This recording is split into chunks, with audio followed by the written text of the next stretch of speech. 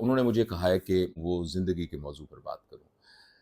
اور زندگی ایک ایسا سوال ہے جس کا جواب بہت ہی مشکل ہے، اور زندگی ایک ایسا سوال ہے کہ زندگی کیا ہے کہ جس کا اگر صحیح جواب سب کو پتہ ہوتا تو ہم یہ بات ڈسکس ہی نہ کر رہے ہوتے۔ اور دنیا میں جتنے فلاسفر آئے ہیں اور جتنے بڑے لوگ آئے ہیں وہ اس زندگی کے مختلف ڈائمینشنز کو ہی ایکسپلین کرتے رہے ہیں، اور اس کی مختلف تہوں کو کھولتے رہے ہیں۔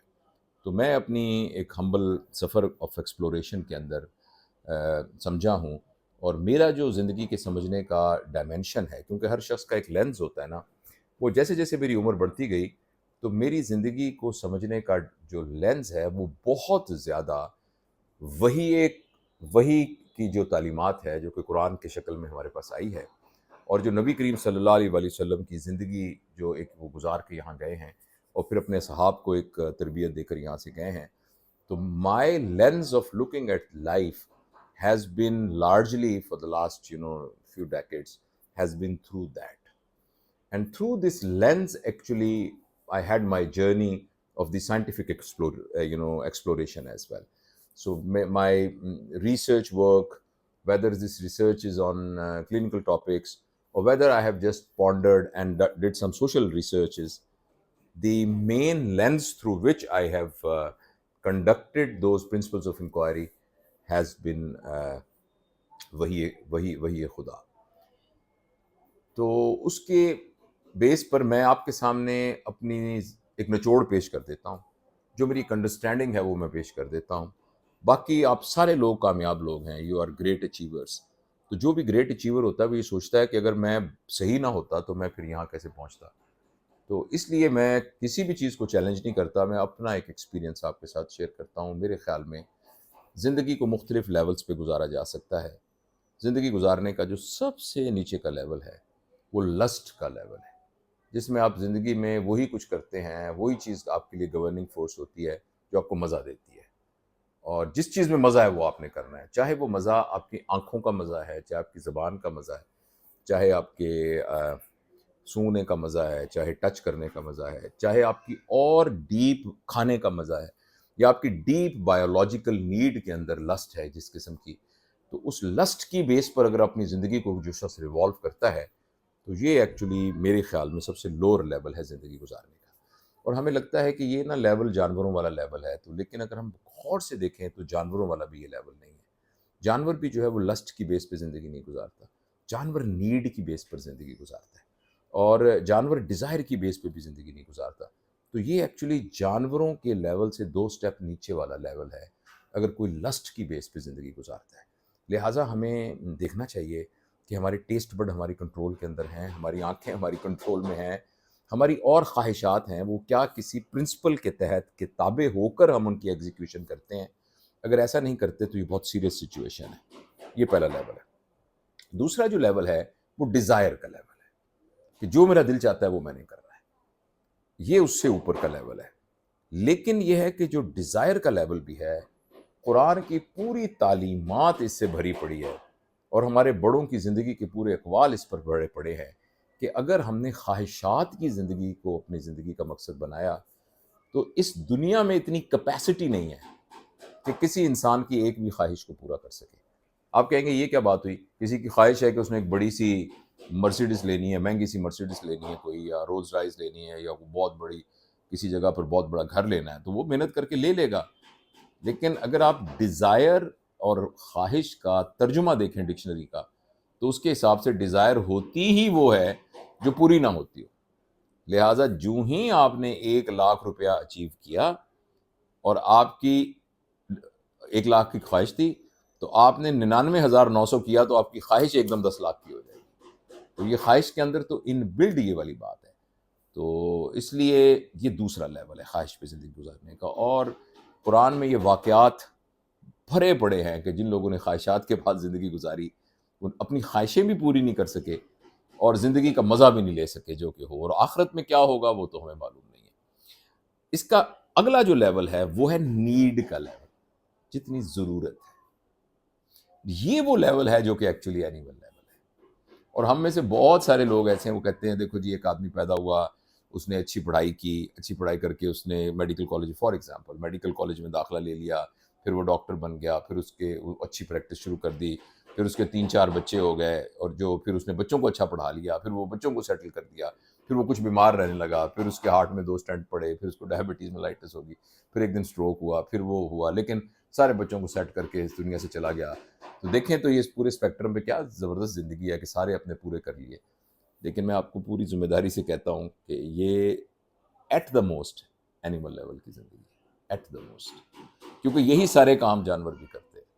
جانور کھاتے ہیں، پیتے ہیں، گرو کرتے ہیں، بچے پیدا کرتے ہیں، بچوں کو پروٹیکٹ کرتے ہیں، ان کی سروائیول کے لیے سارے کام کرتے ہیں، اور پھر ایک دن اپنی طبعی موت دنیا سے چلے جاتے ہیں۔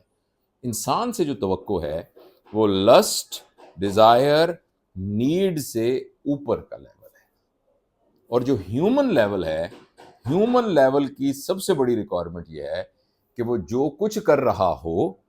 اس کے کرنے سے جو ییلڈ ہو رہا ہو، جو حاصل ہو رہا ہو،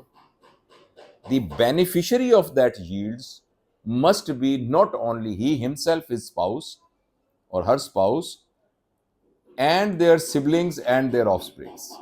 اس کے بینیفیشری ایسے لوگ بھی ہونے چاہیے کہ جن کو وہ خود بھی نہیں جانتا، اور وہ لوگ اس کو نہیں جانتے۔ اگر کسی انسان کی زندگی کی ییلڈ اور ایفرٹ کا بینیفیشری صرف وہ خود ہے، تو یہ تو پھر ایک نیڈ کے گردی ریوالو کرنے والی لائف ہے۔ اس کا مطلب ہے وہ شخص صرف اپنی فزیکیلٹی کے اندر ہی زندگی گزار رہا ہے، اور جو چیز ہمیں باقی رکھے گی وہ ہماری صرف فزیکیلٹی نہیں ہے، کیونکہ ہماری فزیکیلٹی تو ول گو انٹو دی گریوز۔ ہمیں جو چیز سروائیو، جو ہمیں بچا کے رکھے گی، جس کو اقبال کی کتاب ہے reconstruction of religious thoughts in Islam, آپ سب پڑھے لکھے لوگ ہیں، اس کتاب کو گو تھرو کیجئے گا، آپ کو ایسے لگے گا کہ آپ کے سامنے نا ایک پورا پردہ ہٹ گیا ہے، اور آپ کو اندازہ ہوا ہے کہ ایکچولی بینگ اے مسلم ہمیں کیا کرنا چاہیے تھا، ایکچولی بینگ انسان بھی ہمیں کیا کرنا چاہیے تھا۔ کیونکہ جو اسلام کے جتنے اصول اور جتنی باتیں ہیں نا، ان کو ہم کہتے ہیں نا اسلامی قوانین، وہ ایکچولی اخلاقی قوانین ہیں، وہ بیسیکلی انسانی قوانین ہیں، اور وہ اپلیکیبل ہیں تمام انسانیت کے اوپر۔ تو یہ والی جو زندگی ہے نا، جس زندگی کے اندر ہمارے بینیفیشری کوئی اور ہوتے ہیں، یہ وہ زندگی ہے جو کہ نبی کریم صلی اللہ علیہ وسلم لے کر آئے، اور یہ وہ زندگی ہے جو اللہ تعالیٰ نے وحی کے ذریعے سے ہمارے تک پہنچائی۔ اور دوسرا میں آپ کو یہ بات بتانا چاہتا ہوں کہ جو ہم اپنی زندگی کے گزارنے کے سلسلے میں ہماری جو ایمبیشنز ہوتی ہیں، جو ہماری خواہشیں ہوتی ہیں، اگر ان خواہشوں میں سے کچھ غلط خواہشیں بھی ہو سکتی ہیں، کچھ اچھی خواہشیں بھی ہو سکتی ہیں، اگر ہماری اچھی خواہشیں ہوں اور اس میں ہم اپنی عقل اور زندگی کے اس لیول کو ہم پیشنیٹ لائف کہتے ہیں۔ اب ایک آدمی یہ کہتا ہے کہ میں نے جو ہے سارے گاؤں کے اندر انفنٹ مورٹیلٹی ریٹ جو ہے نا، اس کو میں نے